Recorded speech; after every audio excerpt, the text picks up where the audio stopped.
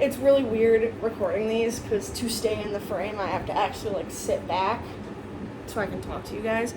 Hold on, let me see if I can make it any better. How about that? That's a little bit better, but I want to be like up here talking to you. Anyway, hi, I'm Leah. This is my second ever Knitting Fiber podcast. This one will be significantly less pre-planned because, I don't know, I haven't gotten to film this in a while and my boyfriend's out of the apartment. I can film with him here, I just feel awkward. And I just got out of the shower, so my hair is kind of a mess and it's definitely going to be bothering me, but it's okay. Hi, this is a fiber knitting, sometime crochet, maybe sewing podcast, but I am also just like a general artist creative, so I do a little bit of everything. And yeah, I think I'm gonna save all the preamble and just get into it. Oh yeah, I can knit again. If you watched my last one, you'll know that I've been having like not bad enough to go to the doctor, but pretty bad like wrist issues, so I stopped knitting and spinning for almost a whole month, but I've been getting into it little by little again, and I've been stretching and wearing braces at night, and we're so back. Okay. I'm not wearing anything knitted today. I'll probably end up wearing knitted socks to work, because that's I mainly wear my own knit socks. But I guess that means we're already on to finished objects. I feel like this is going to be a fast one. But I don't know. I really liked recording the last one. I wanted to get back to it. Okay. I don't have any actual full finished objects, but I have a couple half finished objects. I finished both of the socks that I was working on in the last podcast. So the first one is, these are both actually my pattern. The twinkle socks that I'm making for my partner. This is my own colorwork pattern, the little stars. I'll have it linked in the description. And then I've done full ribbed socks before, but I've never done where just the front, here, the front is rib and then the back isn't. I don't know. I don't know how I feel about it. I think it kind of looks ugly, but I feel like it'll fit good because it'll cinch in on the front. Maybe I'll keep trying some different things and seeing if I end up liking how this feels and looks, or otherwise I'll just go back to doing what I normally do. This yarn is by one of my wonderful friends, Laura at Pax Fibers. She's closing down her shop because she's having a baby, which is so exciting. But yeah, I believe her shop is still open, so I'll link it below, and if there's anything that you want, you should get it, because we don't know if you're ever going to get it again. Yep, twinkle socks by me. I'll have the pattern and yarn dyer linked below. Yeah. Okay, the next sock is another pattern that I wrote, and it's actually I'm looking for testers for it right now, so I'll put that link in the description too. These are the O Rat socks. I think last time I only had just a little cuff, and now I have the whole sock. I'm really, really happy with these. I think they're so cute. I think the rats turned out really good. I don't know. I'm super happy about them. The details. This is the second size of my pattern, so like a 64 stitch cast on. This yarn is, I believe it's from Through the Trees Fiber Co. I'll put everything in the description again. The color is camo-ish. I think it was a one-off. I really like this. I wish there was more, because I would wear a whole sweater of this. The washer is getting loud. Hopefully you guys can't hear that. The contrast color is Jackalope, I think, by Loop and Whirl Fiber Co. It might be Yarn Co. Again, I'll link everything below. I just think these are so freaking cute. If you're interested in testing, please apply because I would love to have you. It should be a very easy test. I basically just need to make sure that the stitch counts work and the chart works. So at least for my last test, I allowed testers to do basically any other modifications because most of us know how we want our socks to be and how we want them to fit. So again, with my last ones, I had testers doing them toe up, cuff down, different kinds of heels, just as long as you use the stitch count and the charts. That is the main thing. So I'll show you one more time. The Oh Rats socks. They're so cute. I'm so happy with these. I need to knit the second one, but I have more stuff I need to do before that. Okay. I don't think I have any other finished objects other than spinning. I'll show you my spinning finished object later. I did actually finish some stuff, but I don't have it here because I did a art market last weekend, so anything that I made for that sold, thankfully, but I just made a couple pairs of fingerless gloves. And that will segue us into whips, I guess. It's another pair of fingerless gloves. I have my own pattern that I basically use for these every time. This is once again Loop and Whirl Fiber Co. This was another one of their Cryptid Club ones, but I don't remember which one. But here's one. I obviously haven't woven any of the ends in, and I started the next one. I don't know when I'll finish these, but I know that the place I did the market through this last time is having another one in December, and these sold really well. So to be fair, when I'm selling my knitted stuff, at least at this point, I'm not really aiming to be able to profit that much off of it, because like this is hand-dyed yarn. It's gonna be like, I don't know, I'd say on average a skein of hand-dyed yarn is like $30. And I was not selling them for $30, but the main goal is I'm only making things for markets out of stuff that like I bought because it was pretty and I don't know what I'm gonna do with it. So the main goal is getting stuff out of my stash and making a little bit of extra money off of it. I won't wait for acquisitions. This is a little bag I got at the market. It's very cute. If I can find the person who made that, I'll link it below. Next, whips. I feel like I'm going really fast, but I don't know. Fast isn't bad. I'll start with the one you guys saw last time, even though it's at the bottom of the pile. This is my Finch sweater test knit for Suman. I still don't know how to pronounce her Instagram name, but I'll put her below. She's awesome. I've done several tests for her. And it actually looks like something now. Yay! This is an all-over half fisherman's rib sweater that's knit flat, which I've never knit half fisherman's rib, and I've knit tank tops flat. I knit the Moon Crush tank as a sample knit, so I've knit stuff flat and seamed it, but not like a full sweater.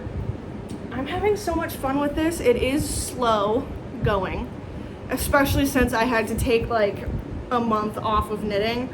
So I already told Suman that I'm probably like not to expect me to get this done on time, and she said that was fine. Like she's super understanding, and there's a ton of testers. Sorry, it's kind of tangled up, but I still want to get to, even though I lost a month's worth of time, I still want to try to get it to a point where I can at least take some pictures of it, even if it's like, you know, a sleeve isn't finished or something.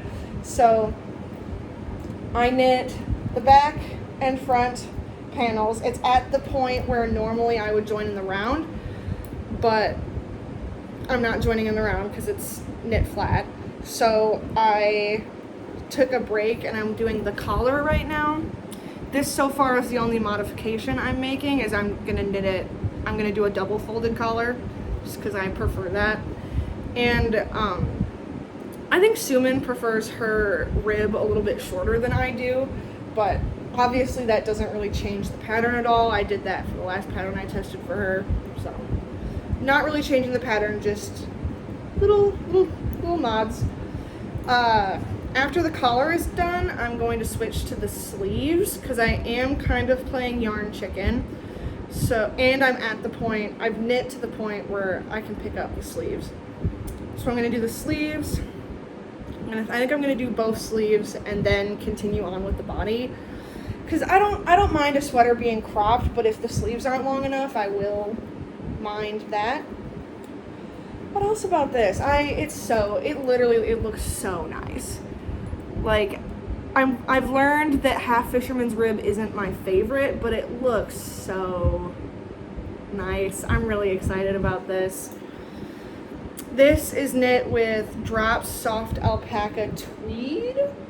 It's the green color, it's the dark green color. I think it's like asparagus or artichoke or something like that. I really like this yarn. Like I said in the last podcast, I think I knit a whole other sweater out of this, plus a mohair, and I just happened to have enough somehow to make another sweater. I don't know what was going on in my head when I ordered the yarn, but this is super nice. I'm really enjoying working on it. I can't wait for it to be done. I'm hoping I can get it done by the test finish date. I think it's around the end of this month, October, but I was given the all clear if I can't finish it. No hard feelings, but I don't know, I want it, so I'd like for it to be finished. Good. And I'll probably have this neckline finished by, like, tonight. And I have the weekend off, so that shouldn't be too hard. And of course, there's a million ends everywhere. Okay. I'll do my next one. It's another test knit, because I just can't help myself. I love test knitting. I love having a deadline because I already love like giving myself deadlines and challenging myself, and I love knitting things with other people, and I don't know, I love helping designers out. I think that's really fun, and I've made a lot of friends through it. Anyway, this is the very start of the Sassafras pullover by Andrea Gahn. It's so pretty, the one that she posted.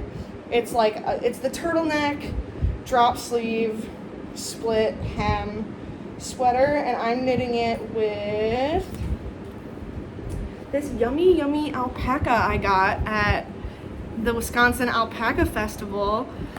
It's by Shady Havens Fiber Designs. I don't even think they have a website. They just have a Gmail. It's 100% alpaca, and each skein is about 600 yards, because this is not like a normal 100-gram skein. So I have about 1,200 yards. I'm hoping I will be able to finish the sweater. I'm also holding it with just Drops Kid Silk mohair. I love alpaca, but I don't. A 100% alpaca garment is going to stretch out a ton. So holding the mohair with it makes it a little bit fluffier, and hopefully will give it a little bit more integrity. Yeah, I'm hoping I won't run out of yarn, but like this is a mostly black yarn with little pops of green. I don't even know if you can see. So if I have to use a different black yarn for the cuffs on the sleeves or something, I'm not going to be upset. I just finished the short rows and have started working on the back. I want to get a little farther on my Finch for Suman before I really pick this back up again, but it's so nice. I wish you could feel it through the phone screen. And I'm not alternating skeins, so I'm kind of just having fun seeing where the specks of green come up. It's getting almost micro stripey in some spots. I don't know. If it were really variegated with a ton of colors, I'd probably alternate skeins, but this is black and green. I don't really mind. However the yarn will pool, it's going to pool. And I think that adds to the sweater, because it's like a basic turtleneck sweater. Yeah, Sassafras sweater by Andrea Gahn. All the info that I can link will be linked below, but again, I don't know if you can buy this yarn unless you see them at a festival. But they're at the Madison, Wisconsin Alpaca Fest every year, and they're at Wisconsin Sheep Wool every year. So if you're in the area, definitely recommend. I think I'll have enough yarn. I'm knitting it a little bit oversized, but one of my friend Kira actually, who has a podcast, I think they've moved it to just being on Patreon, but I'll probably link that below too. Kira's really awesome. They do everything. They're awesome at everything. Like tatting, spinning, I think they've started weaving, knitting, crocheting. They can do literally everything. So I'll make sure to link their stuff below. This next one, it's another sweater. Can you tell I like socks and sweaters? This is one that I started, here, I'll show it first. This is the Seismic sweater. I don't remember the name of the designer, but I'll put her below. I mean, look at that. I love color work like this. I love geometric. I love color work in general, but this is the Seismic sweater. I started this in May, and then I let it go to hibernation because the contrast color is a hand-dyed plus mohair, and it just got way too hot and sweaty to try to knit on this in the summer heat. But I would like to pick it back up again because it's getting cool, and this is going to be a perfect winter sweater for me. I believe I'm knitting size 7. This sweater has 20 sizes, so I think it deserves a little bit more hype. And again, look at how pretty this is. It's so nice. It's been stuffed in a bag for 4 or 5 months at this point, so it's a little scrunched up. But the white, I think, is just it's just like a basic wool DK white. I think it might have been from Knit Picks. And then the contrast color is from the Scranton Stitcher on Instagram. I think her name is Katie Sue. She's so awesome. And then this is one of her, I'll put it up close to the camera so you can see. That just doesn't do it justice. It's subtly variegated. It's one of her Twilight Zone colorways. I don't remember the name. I think it's Nightmare at 1,000 Feet. It's just, I love this. I can't wait to have this. I just need it to be a little bit cooler. So this one's officially coming out of hibernation, and I have 3 needles attached to it, so I'd like to have these needles back. I will probably do the same thing that I was talking about with the Finch sweater, which I normally do for my sweaters, is since this is not connected to any yarn right now, I'll probably pick up the collar and knit that, knit the 2 sleeves, then finish the body. Just so I definitely have the sleeve length I want. I don't think I'm gonna run out of yarn with this though. I think I even have an extra. I think I bought an extra ball of the Scranton Stitcher. The only thing I'm not sure, the only big modification I'm not sure if I'll do is this also has color work at the cuffs of everything, and I'm just kind of lazy. I do love this color work though, so I might just do it. I probably will. I don't know. It'll depend on if I modify the sleeve decreases at all. Seismic sweater. This is the kind of knitting that I really, really love. Is this isn't even intricate color work, but this was so much fun. I love color work. I love knitting simple, repeating pattern color work that ends up looking not simple. I don't know. Okay, that's all I think for my knitting. I'll show you my spinning stuff, and then I might actually go get some yarn that I have plans for. My spinning finished object is, I guess it's a finished skein. I haven't finished the whole project. This is 8 ounces of my combo spin I was talking about last time. The multicolored like yellowy, tan, gray, red is from Bumblebee Acres Farm. It's their Texas Chainsaw Massacre color. And then the plain red is just merino from Hearthside Fibers in the color Loganberry. Sorry, I got fiber in my nose. This is so nice. This is so squishy. This is like 600 yards of hand spun, which I did not expect. And it's right around a fingering to sport weight, which I also did not expect. I normally, when I'm spinning like my usual, just like no thoughts, head empty spin, I spin about a fingering weight single. So I'm used to anything that I'm plying is going to be DK or higher. So I bought, like, if I continue to spin at this weight, I have a ton of extra fiber. So if you have any suggestions on what to do with the extra fiber I'll have from this, go right ahead. Because I should just need one more braid of each from this to get technically the yardage I would need for a sweater. Like, if I spin another 600 and something yards, that'll be 1,200 yards of yarn. That's enough for a sweater for me. So I'll have 3 braids of each left. I'll probably make 2 more of these big chunker skeins just so I have more than enough. And then I don't know what I'm gonna do with the rest. I was asking my spinning friends, and there's a million things I could do. One of my thoughts was to just spin the Loganberry and ply it with itself, and then do something like low contrast stripey. I don't know. I really like the Bee from the Maker Bee podcast. They did a stripe hype sweater where hand spun was the main color and then the stripes were all solids, and I actually really liked that. I don't know, normally I'm not into low contrast stuff, but I enjoyed, especially with theirs, where it was enough contrast, but like the hand spun matched the solid colors. So it was, I don't know, it was like melty, I guess. So I think that would be fun, especially since I was already planning on buying a red mohair to match with this. I think it could be cool to do a red stripey mohair low contrast sweater.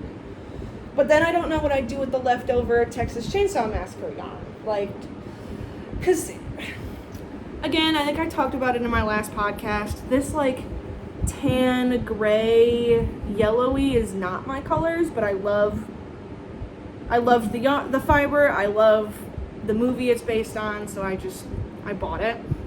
And I definitely do wear red. So matching it with the red already helps. But like I don't know what I'm gonna do with the extra fiber. I can always give it away, but I kind of do want it. There's also no harm in me just spinning it up and putting it in my stash and figuring out what to do with it later. But I prefer to have a plan. Anyways, this is really nice. I haven't washed it yet. It might plump up to about a DK, and that'll be more what I expected, but it's still like, the yardage is insane. And I didn't even fill the bobbin. My drive band on my e-spinner actually broke right before I was able to finish filling up the bobbin. But yeah, I will be spinning on this for the foreseeable future. It's my one spinning finished object. I've been trying to not spin as much as I was because the pinching hurts my wrists more than the knitting. But I also, hopefully you'll see this video sometime soon, I started a spinning video that will hopefully become a series on different sheep breeds. So this, I already spun, this is the single spun. This is a Shetland mohair blend that I bought from the Illinois Fiber Mill or Fiber Company at the Wisconsin Sheep and Wool Festival. It's this really pretty, it's really hard to capture on camera. It's like mossy green with, some of it's a little bit more yellowy, some of it's more dark. And I spun this all on one bobbin, and then what I do from there is, if I want to do a traditional 3-ply, I weigh the finished ball of singles, and then I wind it into 3 equal weighing balls. That way I don't have to worry about switching bobbins halfway through a project, anything like that, and then I'll spin those as a 3-ply. I love a traditional 3-ply. I love it. Chain plying is great, but I'm not very good at it yet.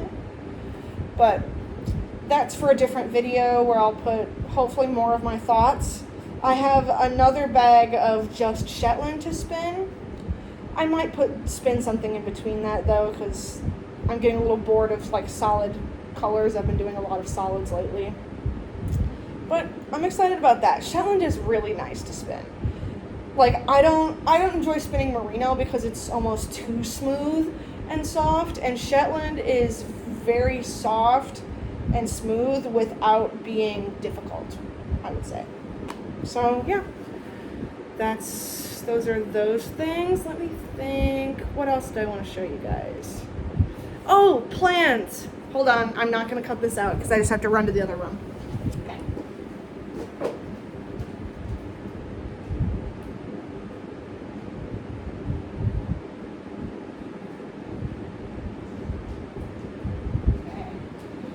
I know I already showed you guys 3 whole sweaters and 2 pairs of socks that I need to finish before I can start anything. I'm not allowed to start anything else. Maybe some socks, who knows. But I'm always planning, and I have so much yarn. Like, I need to use my yarn. So, I'm always planning. So I thought maybe I'd show you some of my plans. I bought a sweater quantity of this Drops Nepal. I love Drops. Like, I've had almost nothing but good experiences with their yarn. They pill, yes, but like, for an affordable wool or wool blend yarn, like, I'm okay with it pilling a little bit, and most of the ones that I've had, they pill for a while and then they stop. This is Drops Nepal in the color 8921. And I'm going to make a Finest Kind by Alicia Plummer in this. And the plan is to make it in my boyfriend's size, but it'll probably be for both of us.